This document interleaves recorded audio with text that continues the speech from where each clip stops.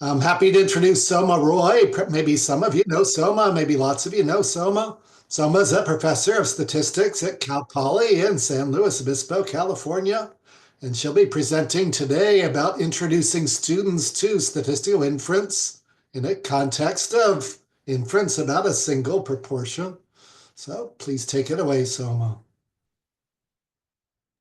Hello, everyone. Thank you. I'm gonna chat out the link for the slides just so you have it um, while we go through them. And, and then someone, maybe Alan, you can re-chat out when people Yep. join in. Thank you. So let's go ahead and I'm gonna share my screen. These are the slides I'm using. So, hello everybody, thank you. The plan for today that I have is to go over an activity or a lab that I typically tend to use like at the beginning of the term, so maybe day two of my classes. And a quick overview. I'm going to tell you a little bit about how my classes are structured so you can kind of place where this activity falls and like how it might compare to how your classes run. I'll tell you a little bit about the order of topics and concepts in my class. Then we'll go through the activity of the lab itself, and then I'll wrap up with some questions, implementation tips, stuff like that.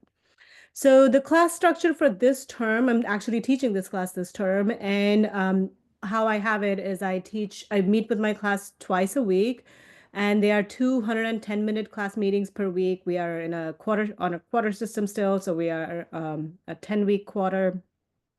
And each class meeting is split into a rough lecture lab pattern. I start the day typically by setting the stage for the lab that's going to happen roughly in the second half. We review and reinforce some of the concepts from the previous class, and then also kind of maybe introduce a couple of new ideas and have them dig into the other concepts during the lab. So, like self-discover certain things. Um, so, like I said, the lab is the students usually work in pairs on a guided exploration. You'll see what this exploration looks like. A typical lab, I'll have like a 5-minute intro at the beginning, 5 to 10 minute wrap up at the end to make sure that everybody gets the gist of the lab and everybody is in on the main points from that activity. The rest of the time, students work in pairs on the lab. They typically bring their own devices. They can work on a tablet. These classes, I usually use Beth Chance's apps, the Rossman Chance applets, and so they can just use them on either the phones or either their phones or computers or tablets. And during the time that the students are working, I walk around, answer questions, check in with students one-on-one or, with the team as they're working on these things. Um, Often people ask me, do you collect these labs that are kind of the things, the activities that they're working on? So a while ago, I used to collect labs and then it became kind of grading intensive because then I have to grade all of these labs. So now what I do is at the end of every class, every student, well, every day, I collect the entire set of notes for that class, including the lab from 2 students, and they get a score for it. This is how they like contribute to their community. Basically, those solutions get posted on my Canvas page as solutions for the lab. So students get credit for it, and other students can kind of see like what the solutions for the lab are without me typing in the solutions or having to grade every single lab that the students work on. A little bit about the order of topics in chronological order, kind of. So we start with exploratory analysis, tests of significance, and confidence intervals, both using simulation-based inference as well as theory-based inference. First for one proportion, which is where we're going to kind of start today. Then we go through one mean, two proportions, two means, paired data, more than two means, R by K tables, which is kind of like more than two proportions, chi-square test kind of idea, and wrap up with association between two quantitative variables, which is a regression topic. So this is my standard flow of topics or concepts through the quarter. Where I'm going to start with today is at the very top, at the very beginning, one proportion. What has happened prior to this activity? So before we see this activity or lab, what have we covered? What is the assumed knowledge going into this activity or lab? So maybe this is happening on day 2 of classes. So the first class, we've talked about the syllabus. And we've talked about things like, what is an observational unit? What is a variable? What types of variables can we have, categorical or quantitative? What is a population versus sample? What's a parameter versus statistic? What's a typical parameter and a statistic for, say, a categorical variable? And then the distinction between the symbols pi and p hat. I use pi. Um, I know some folks use p, but that's not really that big of a deal. It's just notation or a label. And we've also talked about the idea of the hypotheses, null versus alternative. All right, so this is where we're at. And now I'm going to segue into what the activity or the lab entails. All right, so in our materials or in my materials, we try to highlight statistics as part of or how we try to highlight how statistics uses a statistical investigation process. So there are various steps within it, and the first step, typically, any kind of study begins with having a question, a research question. So step 1 is usually asking a research question. And I know that maybe in the email you received, you heard about Bob or Tim as being the activity, but we're going to talk in the beginning about this other research question that's called, can chimpanzees solve problems? So here is a picture of a chimpanzee looking at a soccer ball, and that's the context. And this is a great opportunity to talk to students about, well, a research question can be pretty broad, um, but to be able to actually collect data and investigate that research question, you might have to kind of break it down. This wide question of can chimpanzees solve problems might not be answerable. Maybe we need to actually bring it, like, think about it in terms of what we can actually accomplish in a study. So while this is the big, broad research question, what we do for step 2, which is we're going to try to address that research question by designing a study and collecting data. We look back at the study that was done in the 1970s by researchers Premack and Woodruff, and it appeared in the Science magazine, that involved this chimpanzee named Sarah. Sarah is actually very famous. She has her own That's Wikipedia adding Amber. page, and her Wikipedia page talks about how, like, Uh, Sarah was one of the first chimpanzees to, or one of the first few chimpanzees to actually learn language. And so what they did in that study is that they showed that particular paper that is in Science talks about how Sarah was showed 8 videos of a human facing a problem. And towards the end of these 8 videos, the video was paused and Sarah was presented 2 photos where one photo had the correct solution for whatever problem the human was facing. So for example, there was one video where this human's trying to listen to a phonograph or a sound box, and it's unplugged. And the correct photo, so there are 2 photos. One of the photos actually has a correct solution that you should probably plug that into the outlet. And so it turned out that Sarah, after watching these 8 videos, picked the correct photo for 7 of those 8 problems. And so now you have a study where data has been collected. And so you're going to use this data to figure out, can chimpanzees solve problems? All right. So that's where step 2 is. Step 2 can also talk about, well, okay, well, what needed to happen for us to be able to design the study and collect data? We needed to know what an observational unit would be in that case. So we needed to know what to collect data on. And so there's this discussion of, identify the observational unit, identify the variable, whether it's categorical or quantitative, what's a success, what's a failure, and so on.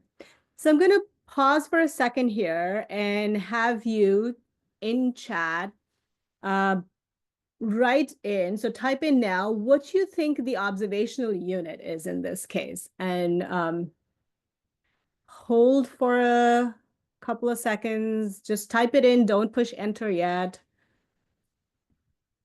What do you think the observational unit is?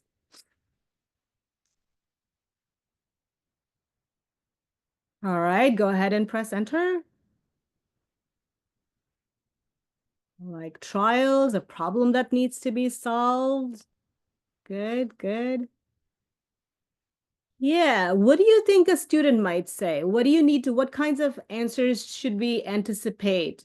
Um, Sierra is a common wrong or incorrect answer, and that's where photos is a answer. Chimpanzee, yeah, those are great suggestions for what usually. So that's what I, as an educator, need to anticipate where the student confusion might be and try to kind of be prepared to handle that. So this is a good situation about, yeah, I do indeed want to think about chimpanzees in general in that big research question, but based on the data that I have, the data are telling me that the observational unit is each problem or each attempt or each of these trials where Sarah is being shown a photo. And so that's a good discussion to have again, that, the observational unit doesn't always have to be a person or I mean, it is a thing. It can be an instance. It can be a trial. It can be a problem. All right, nicely done. Let's talk about what the variable is. So if it is each problem is the observational unit, what is being recorded after each problem? What is the variable that we are recording about each problem? And feel free to put in your answers in the chat, and I'd say go ahead and click enter. All right, success or failure, right or wrong, correct or incorrect. So is she picking the correct photo? Is she correctly picking which photo would solve the problem? Those are all good answers. Um, and so usually the big challenge for students is to figure out the observational unit, but once they figure out that observational unit, they are good at picking what the variable is. And then of course, because it's a yes or no. Did she get it right? Did she get it wrong? It's categorical. And typically at this point, I also ask them to think about what do we mean by success here? So when we have a binary variable, we can label one of the categories as success and the other as a failure. So we also think about what a success is and what a failure is, because that's going to help us later on. When we get to step 3 and exploring the data, we can think about our statistic or our parameter more easily. So now we're starting to think about, okay, well, we have the data, we've designed the study, we've collected data, we have the data, let's figure out what the data are telling us. And we're going to explore the data. So what proportion of the problems did Sarah correctly pick the photo? And this one, remember that there were 8 problems. She picked the correct photo 7 times. So that's 7 out of 8. And I also asked them things like, they have reviewed the idea of parameter and statistic in the previous session. So can they tell me what if it's a parameter or a statistic? And I hope you agree that this is a statistic because it's coming from her 8 instances or 8 trials. And what symbol are you going to represent this number? Basically giving them lots of opportunities to review the ideas from the previous class or previous session. And then it comes to like describing the parameter of interest. So students do find this a little bit harder, parameter of interest in the beginning, but we try to work through it as to, think about what your success is. And it's a categorical variable. So you're going to think about the probability of success. And so it's the probability of picking the correct photo, not for the sample, but in general. So we're going to use pi as the symbol, and pi is going to be the probability that Sarah, in general, for any of these problems, will pick the correct photo. So that's where we are going to kind of think about exploring the data. And then at the end of that, I asked them kind of, okay, well, what actually happened in the study? What proportion or time, or did she pick the correct photo a majority of the time? Yes or no? And of course, 7 out of 8 is bigger than 50%. So yes, the students say, yes, the Sarah did pick the correct photo majority of the time in the study. The next question brings us to step 4, which is, okay, in the study, when I was exploring the data, she picked the correct photo 7 out of 8 times, so majority of the time.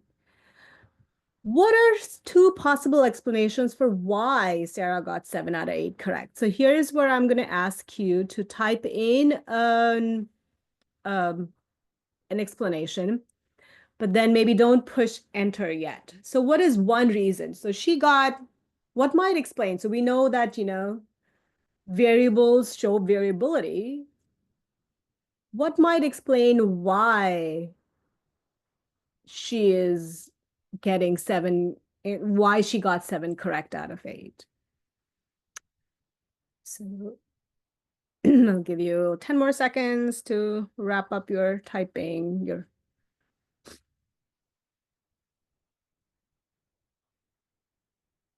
All right, go ahead and press enter if you have it. Lucky guesser, got lucky. I am also seeing recognizes, genuinely understands. Those are great suggestions. So I'm seeing two patterns in what you're suggesting. You're suggesting either it was all luck, like she was just lucky. She, was guessing and got lucky. And the other one is that, she tends to understand maybe it's not just luck, maybe there is some pattern to how she is picking. Maybe she does tend to pick the correct explanation. All right, so if we have two explanations, one is luck and the other is not luck, that maybe she does tend to pick the correct photo. I ask my students then, which of the two explanations, the pure luck or she's picking with something in mind, she's actually tending to pick the correct answer. Which of these two explanations do you think is more reasonable explanations for Sarah's performance? Which of these two, the luck or the skill, is a more reasonable explanation? So I'm going to ask you to chat out, and you can chat out whichever one you're picking, and I'm going to, okay, so I'm seeing some skills. I'm assuming B means skill because that's the order in which I place them. All right. So we think it's skill, or most of you think it's skill. Typically, usually when I'm doing this in my class, there is almost always one person who has their hand up for luck. Um, and so I jump on board with that person and I say, well, okay, well, let's say Sophia and I believe that Sarah is, just Sarah was just guessing and got lucky and just by luck got 7 out of 8 correct. How are you going to convince Sophia or and I that luck is not the explanation? And so this is where students get into this conversation about, well, I'm going to show that if it were luck, it wouldn't happen. If Sarah was just picking photos randomly, this wouldn't happen. And this is where we get into this discussion of how would you do that? How would you demonstrate that by pure luck, this is an unlikely outcome to happen, that by pure guessing, Sarah was unlikely to get 7 out of 8 correct?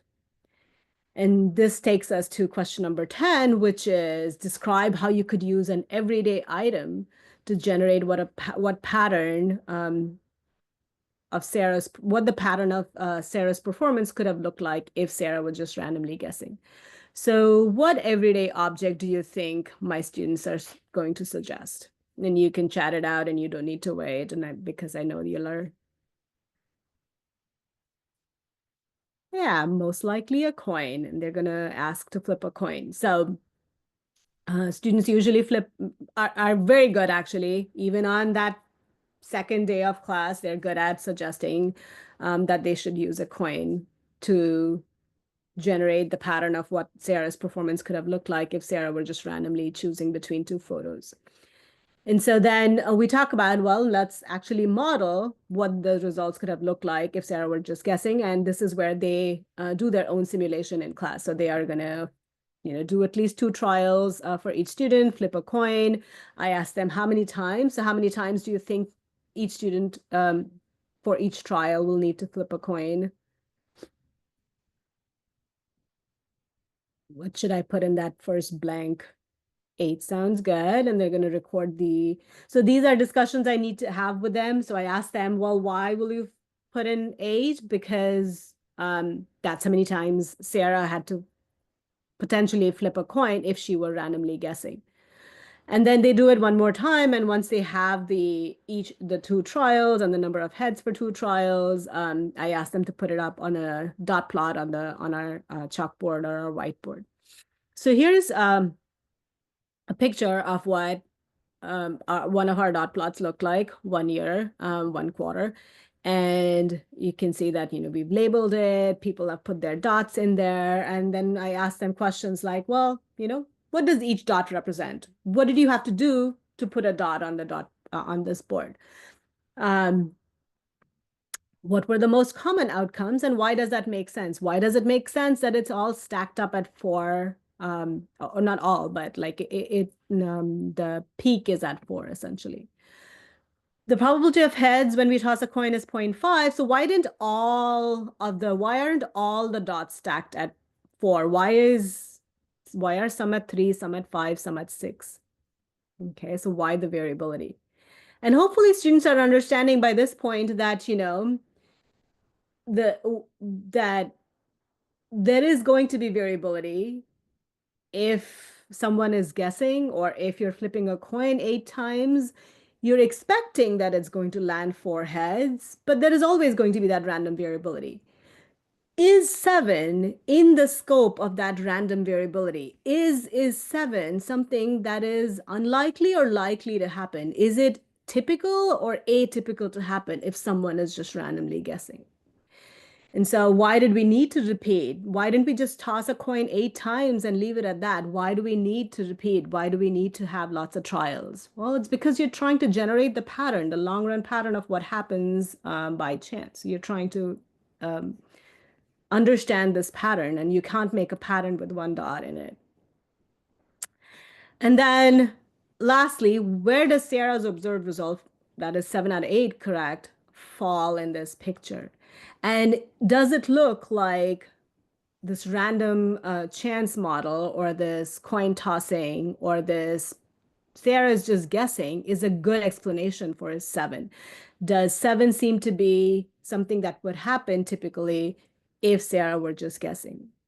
And you can actually stop there. If this is your day 1 or day 2 and you only have about 50 minutes, you can stop there. That is a good place to stop. I have done that before, where I'm saying, okay, well, we have this, we have a good pattern. We're going to stop here and then pick up the next day. Or if you have time to go, you can keep going and you can say, well, we're going to use this one proportion applet. For those of you who haven't seen the applet before, let's go ahead and take a look. So you can use the slide link in there to go to the one proportion applet. And I can also chat that. So that's the one proportion applet. This is the applets that we typically use for our intro stats class. So in the one proportion applet, you can see that the probability of heads by default is set at 0.5. And, I asked them, why do you think it's set at 0.5? Is it okay? Should we leave it at 0.5? Should I change it? No. Number of tosses, they've just written this down. They've just actually flipped a coin 8 times. So they should be okay at telling me that this should be changed to 8. And then number of repetitions, I'm going to leave it at 1. This is pretending as if each student was doing the simulation. So I'm going to say draw samples, and it does what the student just did. So it's mimicking exactly what the student just did. The student must have flipped a coin 8 times, recorded the number of heads, and then gone up to the front of the class and put a dot on the dot plot in class. And we do it a few more times. I'm going to turn off the animation for the next couple of times, although it's cute to watch.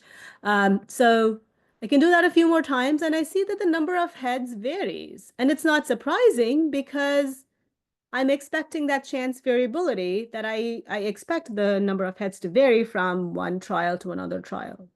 And at this point, I have 11 dots on here, but I want this long run pattern. I want to see what happens in the long run to the number of heads out of 8 tosses.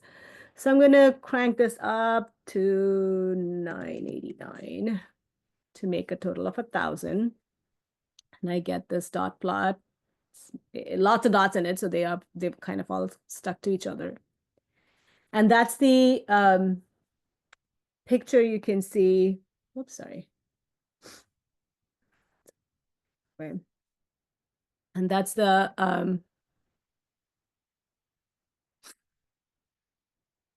picture that you're seeing over here from the dot plot. And then you can kind of ask the same kinds of questions, look at 7 out of 8. Is 7 out of 8 surprising, somewhat surprising, not surprising? And how are you deciding? This is an important question to ask. If the overall shape, how are you deciding? Are you deciding based on the overall shape being symmetric? And these are questions that students do find challenging somehow. Are you deciding because of where the dot plot is centered? And or are you deciding because of where 7 falls in this picture, that 7 is kind of far out? So we want to say that's, 7 is surprising to happen if Sarah were guessing. And you can stop here if this is all the time that you have. If not, we can keep going to actually quantify how unusual 7 is by using what we call the p-value. So to quantify, I say, okay, well, how do you know 7 is atypical? Because when I look around, 7 is far out, and there is only very few dots that are even farther out than 7. So that's why when we calculate the p-value, we're going to see, well, let's see how far out 7 is, and if there is anything else beyond 7.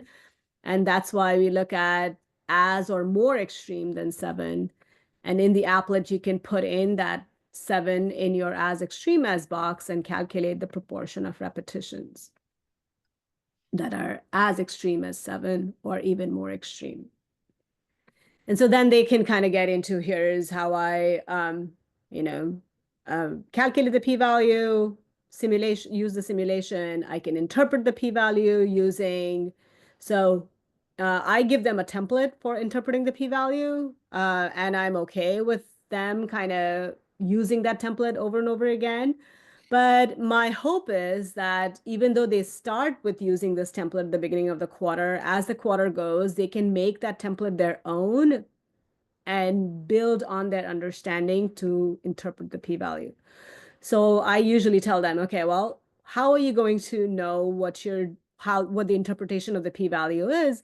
You're going to basically describe the process you had to do to come up with that 0.033 for that p-value. So I give them the template and I say that the first blank should be the assumption on which the simulation is based, which is the null hypothesis.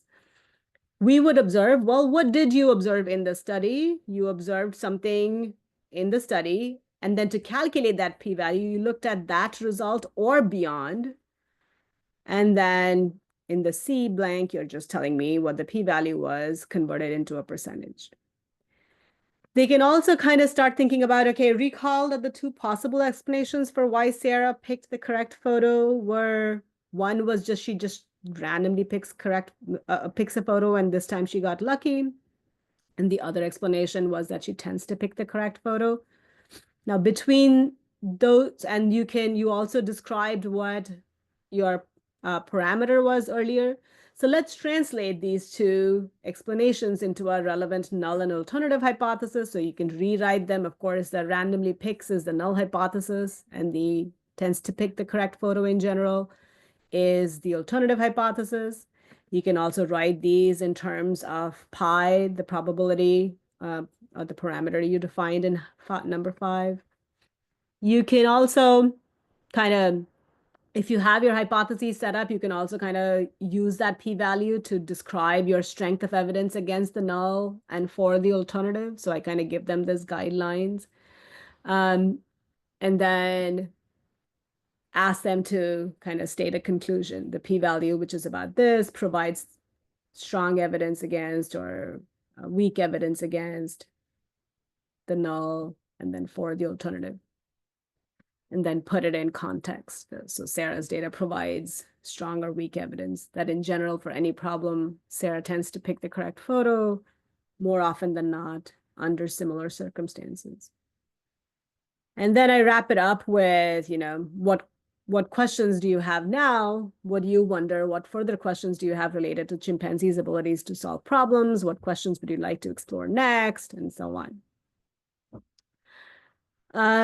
So that's kind of where I had, actually, I'm going to go to a different slide.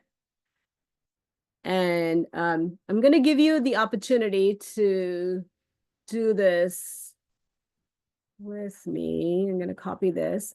And so I know the email that you got had Bob or Tim in it. So I want you to try out something. So here's in the chat, I'm putting the link for a survey. This is the Bob or Tim survey. So I would like you to go on that link and take the survey. So go on the Bob or Tim. That's the link for Bob or Tim. And I want you to take that survey.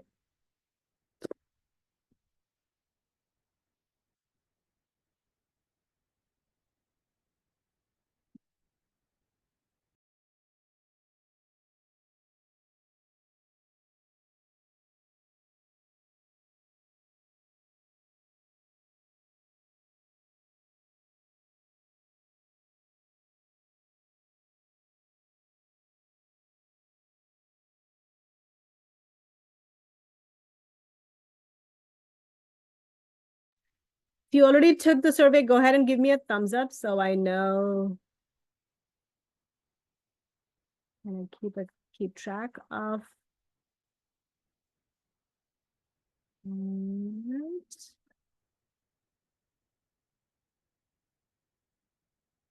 Missing some thumbs ups. All right. Okay.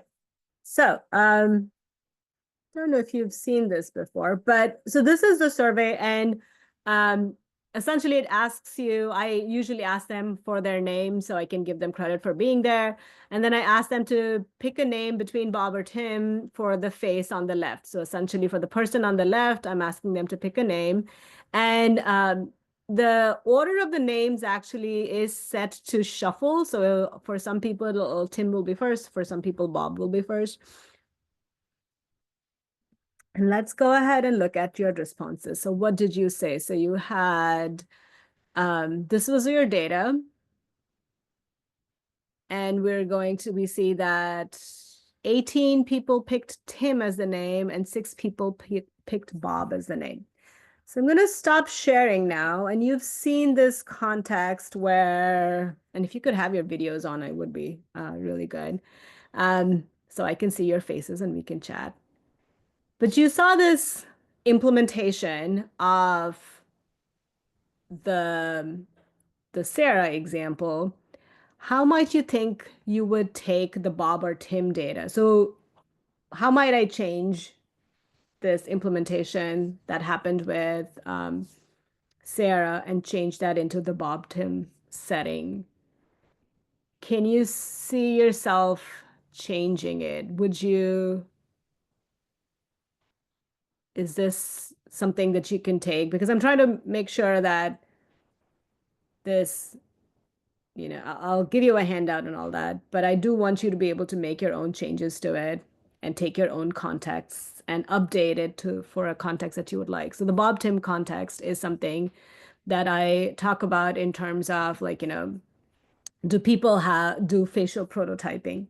And I'll share the link for that activity as well. But I have an activity that talks about do people do facial prototyping? And if they do facial prototyping, how do I examine that or how do I test that? So usually with students, I'll give them the 2 pictures, Bob or Tim, and then I'll show them the picture and then I'll say, okay, well, um, does it look like people tend to pick Tim more often than Bob? Is there a tendency to pick the name Tim more often than Bob for this face name matching activity? And I usually do that as a follow-up to my Sarah example. So they do Sarah and then they kind of work on the Sarah activity and then they go and do the Bob and Tim activity as well. And I want to make sure that we're comfortable, or I leave you at a place that you're comfortable implementing your own activity um, with your own context, just taking the template that I have from the slides or the handout and changing things out. So do you have anyone have any questions about any of that before I get into my implementation tips? I'm seeing some thumbs ups. David. Thank you.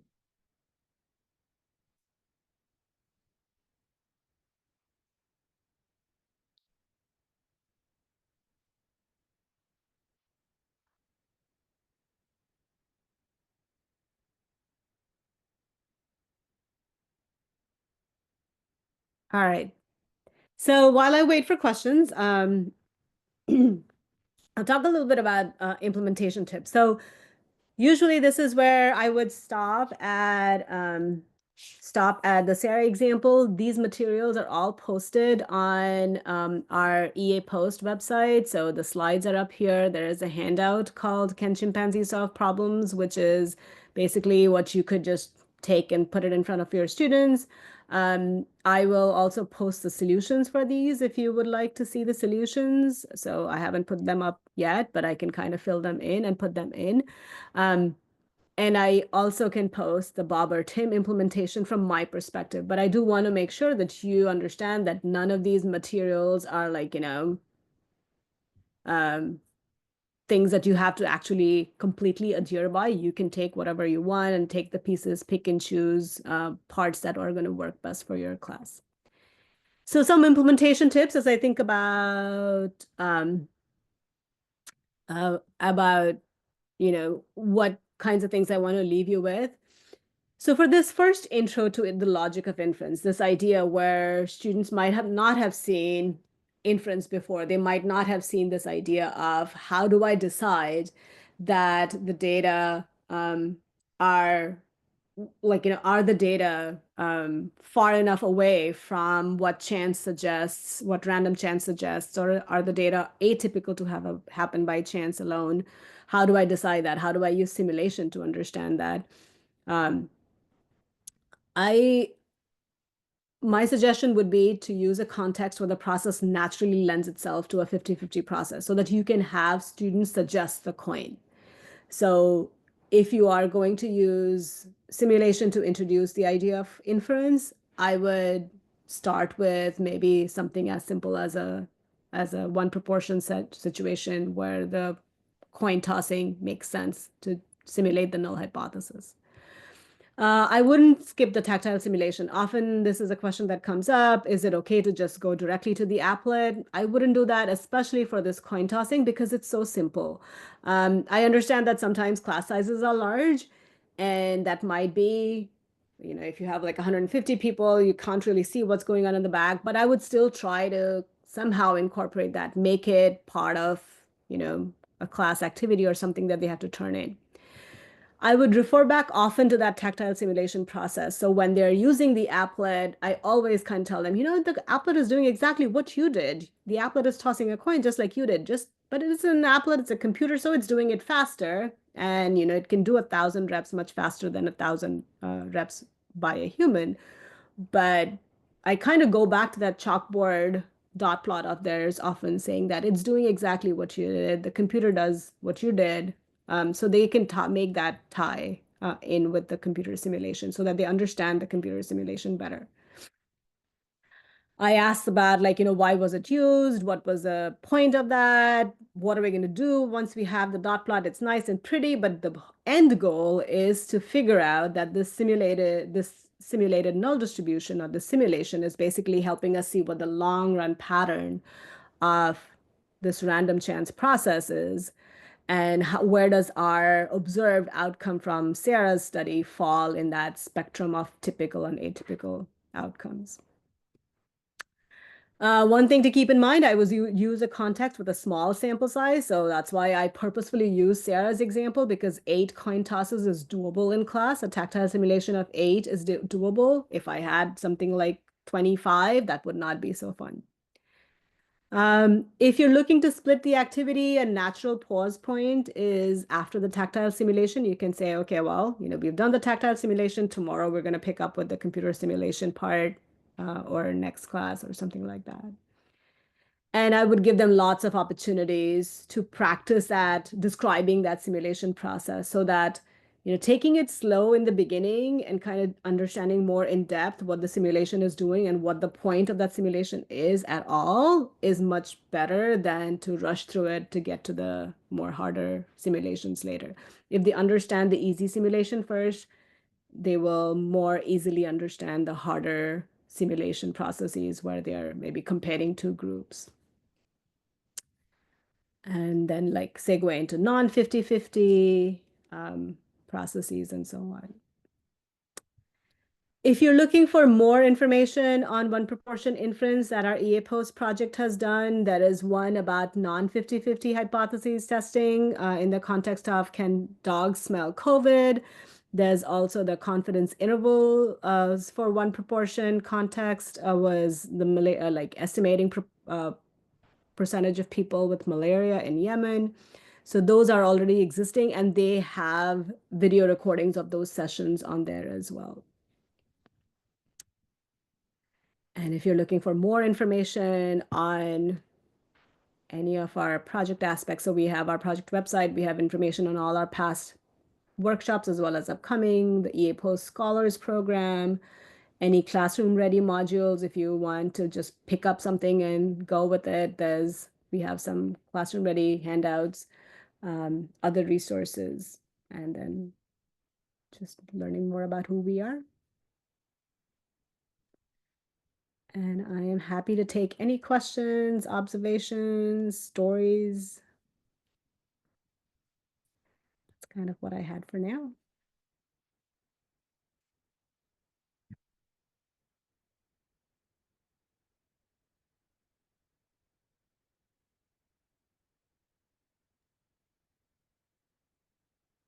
Questions for Soma, reactions, anything? I think we have a question. Is the random order of the name Bob and Tim so named? That's right. Yeah. So the question is, why do I randomize the order of Bob and Tim, the name? Yes, so that, it's not like they're always picking the first name that they see or, not picking the second name that they see. So I don't want them to, I also want to kind of anticipate this question that usually if you ask them, why do you think so many of y'all picked, what might explain this outcome? They might say things like, oh, maybe you always put the name Bob first, or maybe you always put the name Tim first. So people just pick the Tim because of that. And could we separate the people who got the name Bob or Tim first and see if there were differences between the two groups? We could. Um, but I don't know that I have been able to track that on Google Doc. I know I could kind of do that separately.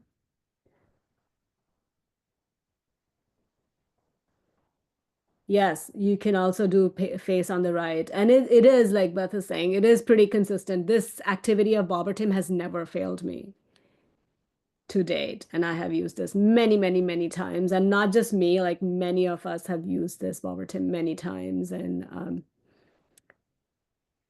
it always somehow, person on the left tends to be Tim and person on the and if I remember correctly, these are not real people. These are some like composite images of the computer generated mishmash of features.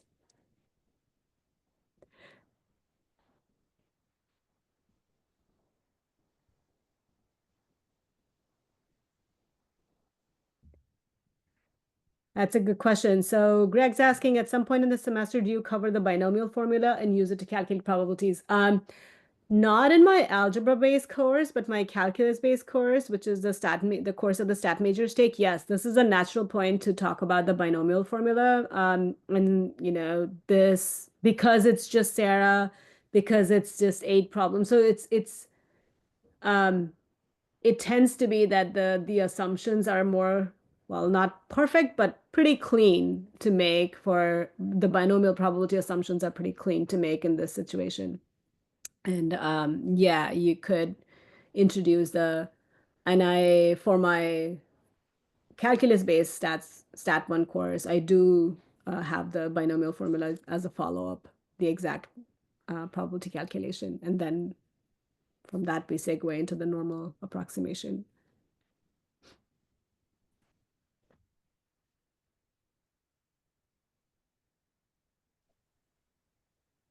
Is it all right if we ask questions? Yes.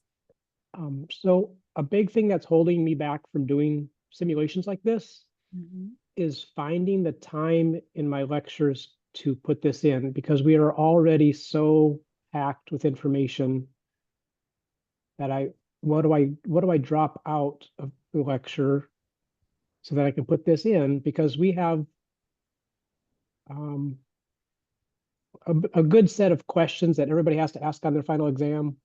Mhm. You know, it's like almost a standardized test in a little ways. I have a hard time figuring out what I'm going to get rid of so that I have time to do all these simulations and stuff in the class. It's a good question. And I'll invite other folks who are in there.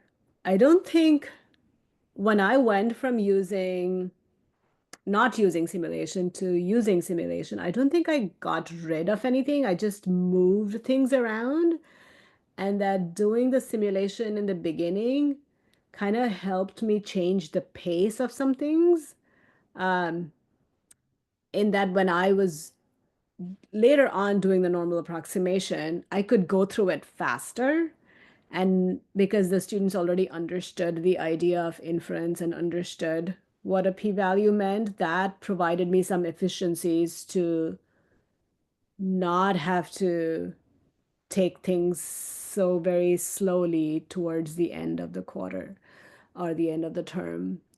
So um, maybe if you can find just one day to plug this in when you're just starting to do hypothesis testing, like right at the very beginning of hypothesis testing for one proportion, and just do that one, like, yeah, you don't have to like, change everything completely, but maybe finding just even one day to introduce this idea of simulation and just see how that changes student understanding, or if that helps your students kind of understand the logic of inference, understand that we're trying to see what chance would produce, where does our observed data fall in that spectrum, and then that chance is not a good explanation for our observed study result. Maybe that's all that they need. Maybe even that one day could make enough of a difference in their understanding to like speed things up, just hypothesis testing wise. Otherwise, they're always thinking about, oh, what is a p-value? Is a p-value, do we need a big p-value or a small p-value? And those are the things, right? So just the p-value will be smaller the farther away into the tail you are. Or the farther away the tail, do I need a big standardized statistic or a small standardized statistic? You're just trying to figure out like how far out the observed data are in this, random chance model simulation, or the null distribution, basically. Does that answer your question, Greg? I know it's a kind of a challenging place to be where you are, where your course is like, already quite full Somewhat, and yeah. impacted. Yeah.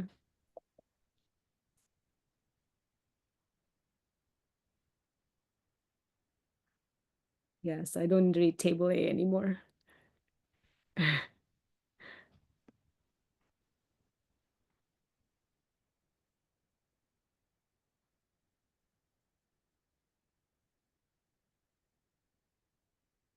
Hi, Soma. I had a Right? question. Yeah. We know that every student has different learning styles. Even nowadays that they use reels, shorts. How did you assess it?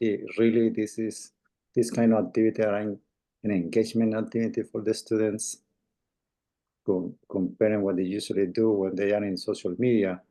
They spend only 1 minute for each reel, or spend 1 minute for real, but more than 1 hour or 2 hours in social media.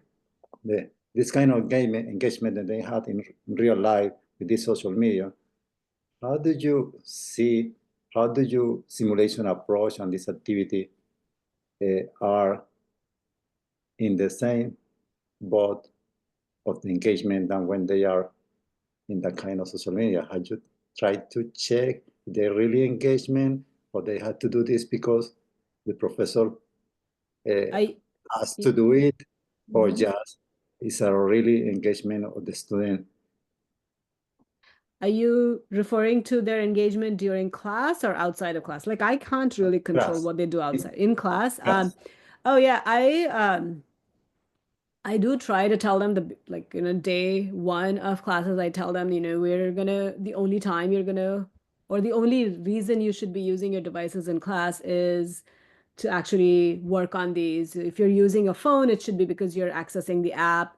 If you're using a tablet or a computer, it's because you're running the simulation. And I do walk around a lot in class during these activities to kind of chat with them. And so being off task hasn't been an issue for me yet, at least this quarter, this term.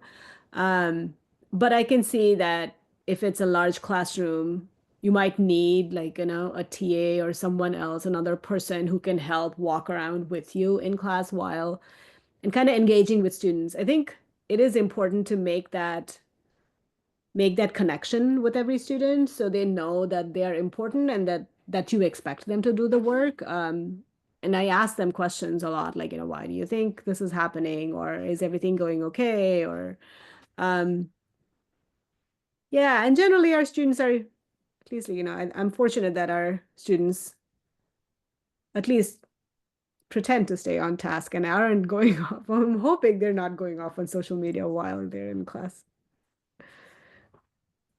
Okay, thank you. Uh-huh.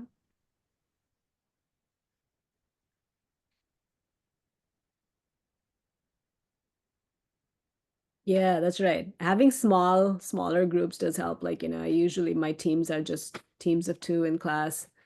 So they have to kind of talk to each other. And then I kind of get in there and meddle in their business. So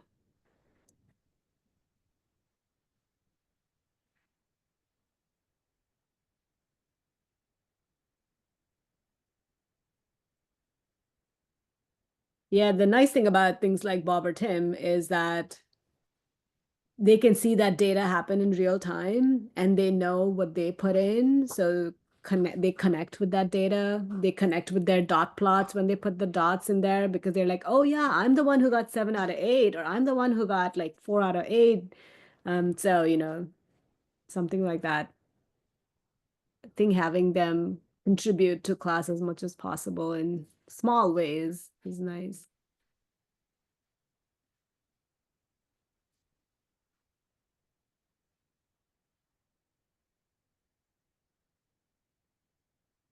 About 5 minutes till the top of the hour. We have time for another question or two or comment or two.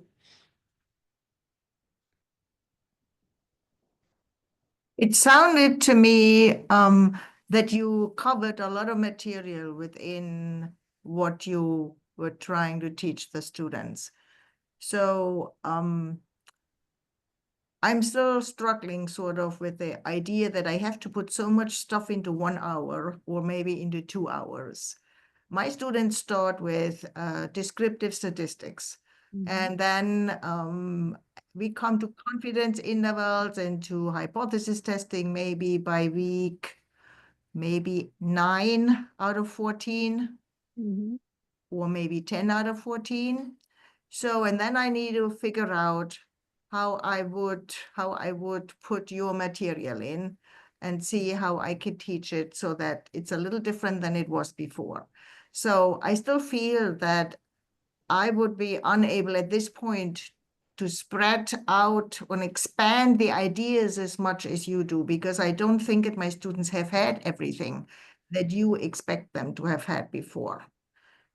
So I have sort of, I'm not seeing it yet where I can put it into my course. And at what Okay. Yeah, so what you're describing, so if they're doing it towards like week 10, you're still they have presumably seen observational unit and parameter statistic, those things, right? So that's kind of all that they need. You probably don't like I was saying, let's see if I can go back. So I wouldn't even go as far as that. And I would just say, okay, we'll just do this part. We'll talk about the study. We'll identify the observational unit. They've done variable. They can talk about, what proportion, what the statistic, what was the parameter was. And then get to the idea of, you're trying to use the data to understand something about Sarah. So Sarah's problem-solving capabilities, what do the data tell us? And they can still do this. They don't need any other information to flip a coin and record the number of heads and then stop here. This is all kind of what you need, right? And if you just want to do this and say, okay, what this simulation, what we've done is we've generated what could have happened by chance. And look how unusual 7 is. So it doesn't look like chance is a good explanation, or Sarah not knowing and randomly guessing is a good explanation for her performance. And then if you want to still kind of do your usual normal distribution and talk about, we've done the normal distribution, we can calculate a p-value, you can do that. Of course, the normal distribution is not great in this context because it's such a discrete distribution for this one. But that is the idea, right? Just the idea is that you're helping them understand what the null hypothesis or the null distribution tells you about answering that research question using a simulation. So it's more like a conceptual understanding of what happens with hypothesis testing, what we want to do, right. rather than really following through an example that we would normally do, right? With a procedural maybe approach or whatever we take. So Yeah. so I see where you are coming from. So this is more maybe to introduce a topic, right? Right. Yeah, yeah. And like, if you have the time, you can keep going and kind of say, we did this tactile simulation. Let's also use this, use an applet to simulate like a more robust version of that null distribution, and kind of do a deeper dive into that simulation. But again, if you want to kind of stop here, once you've had them understand this concept of what inference is doing, that inference basically says you take the data and you compare it to what chance would have done, and then try to understand if chance or no association is an explanation for your observed data. That, I think, I mean, even that small of a change or that small of an addition to your materials might help students kind of grasp this idea of inference better. Thank you. Yeah, of course. Thank you for the question.